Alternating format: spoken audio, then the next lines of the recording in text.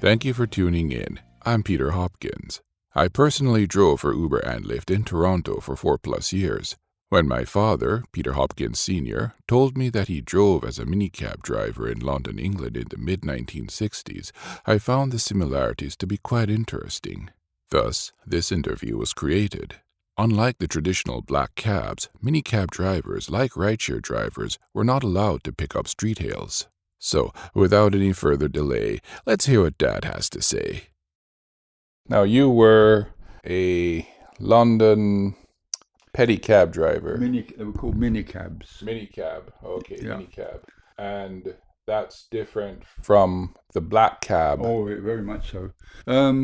Minicabs were not allowed to pick up off the street. You had to phone in and give you where your location, and they'd send the cab to there. To do that, the driver. The phones in England are not so free as here. Everything costs you. I mean, you didn't get nothing for nothing, Right. anyway at all. Here you can make your home phone number. You can make as many calls as you like. There, then, you paid for every damn call. You paid for everything. At the time, there was a coin called a 3-penny piece, a little brass with, I think it had 9 sides to it. And the phone was adapted to take these. You could use those, or I think you could, at that time, you could use also 3 pennies, which are,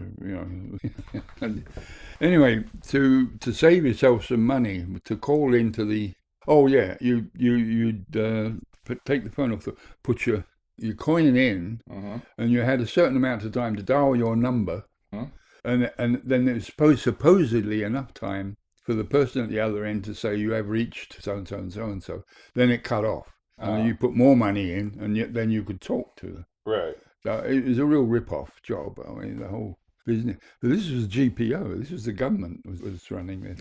Anyway, it's not now. It's telecom. I think it's privatized now. Yeah. So it's different. What you did was this didn't usually work. There was never enough time for them to respond or what. But you'd lift your phone, put your coin in, and the guy at the other end, if he had something for you, you'd just say yes, and there was just enough time for that. Or no, if there was no, and you'd call back in 10 minutes or so. And if you said no and you hung up, well, then you just parked for a while and went back to the phone a bit later in case somebody else had called. Did you get your coin back, or? Oh no! You didn't get no coins back. Oh dear me, no. Once he answered that was it, you lost it. Yeah. But at least, it was a way of using the system that didn't cost you too much. I mean, it was because you'd call probably because it were 24-hour shifts, right? From midday to midday. And where was I? You do probably on a good day. You do maybe 20 runs in the 24-hour shift. On a good day. On a bad day, it might be 10, something like that. So you would get the car at midday and go to midday the next day. Yeah. All right. And so you'd work like every other day? Yeah. Okay. Yeah. Also, like payment, but you decided from the mileage what the fare was. The driver. So it wasn't like a fixed rate. No. You say okay. Well, it's supposed to be by mileage. You'd pay some attention to it because you can believe the passenger was looking at that too. You didn't anyway. Then you didn't do that sort of thing. You didn't try to cheat anybody or what. Although very often I got cheated a number of times. The thing once you get into a cab, I think it's the same here. Once you get into a cab, you have to take them where they want to go. Right. One time I remember I picked up a woman. She turned out to be a hooker, a brassy, as they call them then. And she was in the cab. I said, she wanted to go it was a good 2-hour drive out, and it was outside London. And when we got there, it was to visit her mother. She wanted me to stay. She said, I'm only going to be a few minutes. Wait for me and drive me back. So, I'm looking at what the money was, Anyway, I waited like 3 or 4 hours for this woman with her mother. I drove her back and she said, well, look, sorry, I don't have any money. She said, but I'll call you. You didn't expect to hear back from her, right? I didn't expect that. Strange enough, She called and left a message for me, but I didn't get it until way, way late. She'd picked up this American soldier and done her business with him for a night, and she was going to blag him for the money to give to me. But I didn't respond quickly enough because I knew nothing about this, you know.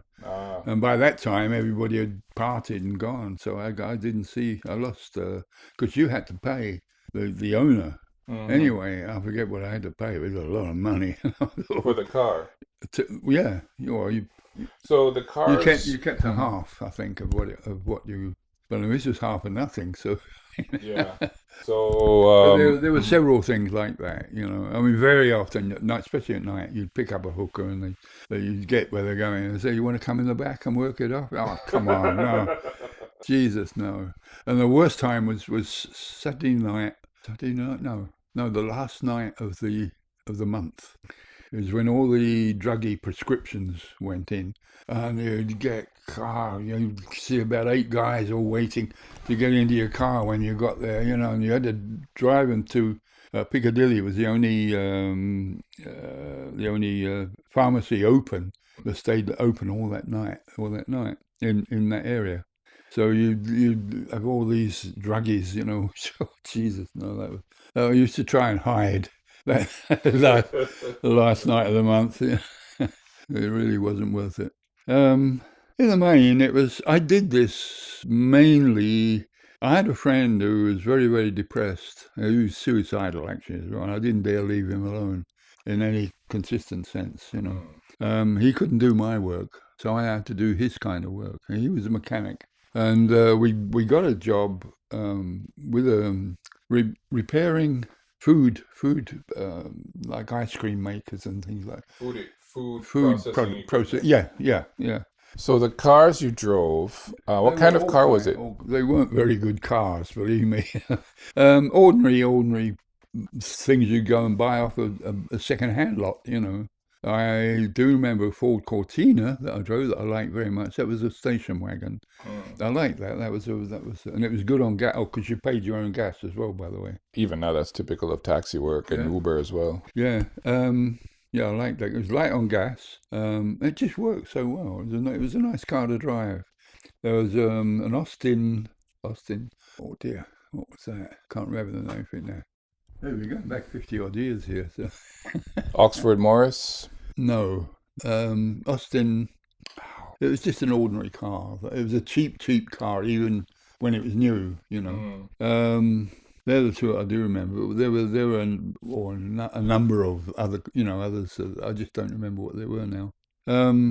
Oh no, and you were responsible for maintenance as well. If anything went wrong, you paid for it. You know, it wasn't a very good deal in that respect. Luckily enough, I never had that kind of any problem with them in that way. So if it broke down on you, you had to pay for it. You took it to the garage and paid for it. Yeah. Ouch. Were these cars like individually owned, or they? Oh, they're all owned by the company. Okay, so the you. guy who was the company, in fact. All right. I think it was Dennis. Yeah. So man, 36, 7, something like that. So you paid like you paid weekly or you paid per day? Oh no, every day you'd settle up at the end of your shift. Yeah. So did you actually like, okay, I'm sleep and I need to sleep? Did you just park somewhere and sleep, or did you try to go the whole 24 hours? I mean, obviously for obvious reasons, at night after 1 o'clock. There wasn't a lot of traffic. You could park in a side street and go and take a nap, you know. And it was understood that you could do that. But it would be a nap, you couldn't sleep more than half an hour or something like that. You had to keep calling in. Oh, they expected you to keep calling in. Yeah, you had to call in every half hour, no matter what. Okay, so what if you didn't call in? Don't remember. I don't think I ever didn't. You know, that was the rules, and. Okay. And it seemed to work. Everything seemed to work, right? I would never have got rich, but there was enough in it to make it worth doing. You know, even with all these extras and stuff you had to pay for. I can't remember what I did earn now. Really can't remember what my income was. It was probably £15-20 a week, something like that. Which was the average wage in England then was £15 for a working man. Average, okay. Yeah. So if I did go to £20, I was doing well, And that was after gas expenses, Yeah, the rental. Yeah. Yeah. Yeah. Oh, you didn't rent the car. You borrowed the car. That's something you didn't pay for. I mean, you paid for it in paying the half the fares. Okay, so it was based on how much you made. Yeah. Yeah. So if you did well, they did well, and Yeah. if you Yeah. didn't do so great, they didn't do so great either. Yeah. Well, it made them much more assiduous in the way they answered. If they had a ride for you, there'd be no mess up there. That you know there was a ride and where it was. Oh, that's right. Sorry, if he said yes, you push the button to speak. Okay. That's when you lost a coin. That's okay. when you lost your coin. That's right. And if you Yeah, didn't other push the than that, button, if you you- got your coin back. Yes. Yeah. Okay, so he would just answer, he'd say no, and there's no point pushing any button. Just hang Yeah. up and get your coin back. Yeah. But if you said yes, you push the button. You talk to him, and he'd tell you where to go and what to look for. Who to look for. Yeah. Yeah. One thing I encountered as an Uber driver, the Saturday night drunkards. Well, them too. Yeah. Though people like that, if you saw they were drunk on the street, you just drove past. But as I say, once they got into the cab, sometimes you wouldn't know. You get into the cab and, but it's too late. He was in the cab. You got to take him. Usually what I notice is that the ones that smell of booze, they're not the ones you have to worry about. It's the ones that tried to drink up as much booze as they could before last call. Yeah. And it's in their stomach, but you don't smell it. And they're not tipsy yet, but it's in their stomach. And that's when... Oh, I never had that happen. Never had to vomit. Oh, I've had several times, and at least with Uber... Sure. I was just lucky, I suppose, in that respect. We did that for a couple of months, I think it was. Then, what happened then? Boy.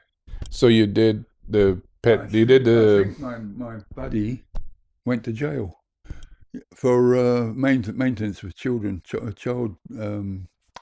support. So that sort of let me off the hook for a while. Anyway, he did about 6 weeks in jail for that. I used to go visit him and all and in there actually he when we went in, I talked to somebody. He was in need of psychiatric care, and I think he got it, and he sort of straightened himself out a bit. So you did mini cab driving for about 3-4 months. I can't remember exactly how long, but it was about that much. Might have been 3 months. Yeah. So you didn't really want to continue with it after your friend went to jail? No. I did Uber for 4 years and 3 months, and I had to stop because my car was just too old for City of Toronto regulations. What did it cost for a car to do for you? If I was going to get like a cheap car, about 22,000. A RAV4 like what I drive now, that's around 40,000. But I actually got that car secondhand, and we got it fairly cheap because the previous owner smoked in it.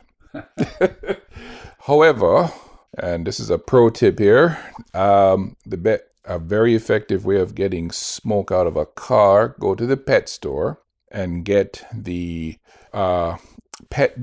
orange peel oil-based pet deodorizer and spray it liberally in the car. Oh. And if you go out to the car now, there's not a hint of tobacco smoke in it. Oh, yeah. Oh, that makes sense, I suppose. Yeah. Well, the last car I bought cost me $340. That was the early 70s. That was here in Quebec. No, wait a minute. No, I bought one for $200 after that at a garage sale. Yeah, big car. So when you were minicab driving, did you ever have any Shunts, they were called.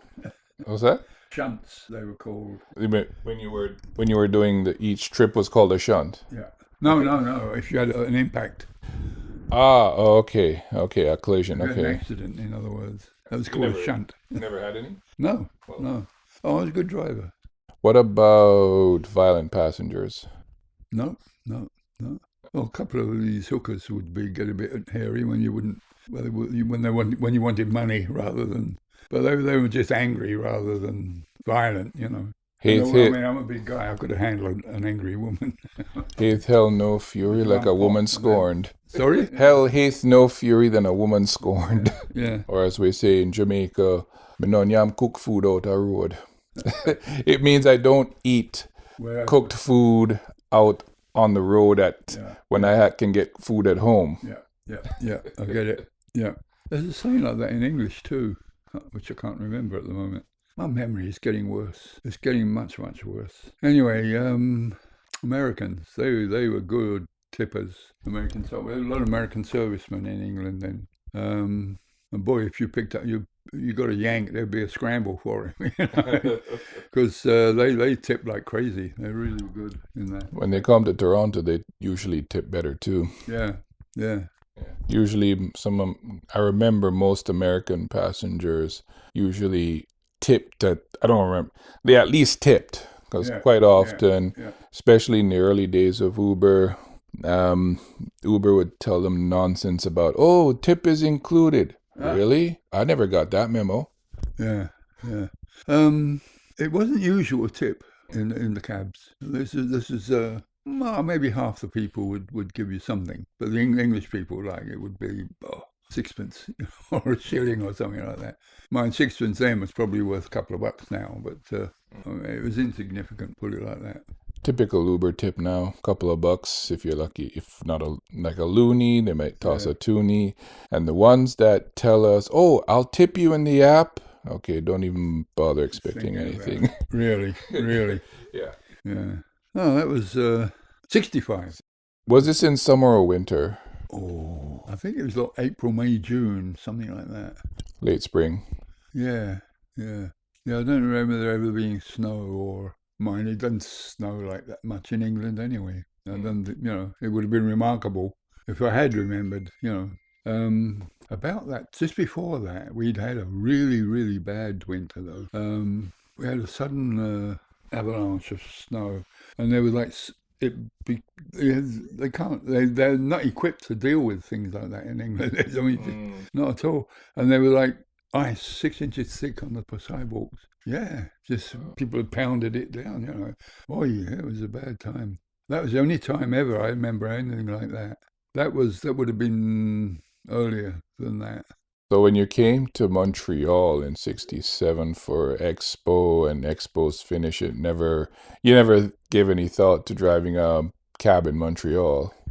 No, it's too expensive. You had to buy $10,000 license. Or rent a cab from a garage? Yeah, I never thought of that. I had a friend actually who did that. Conrad, Hungarian guy, but he had a German name. So to drive a black cab, at that time you'd have to, they had the knowledge test. It took you 2 years, I think 2 years, on a bicycle.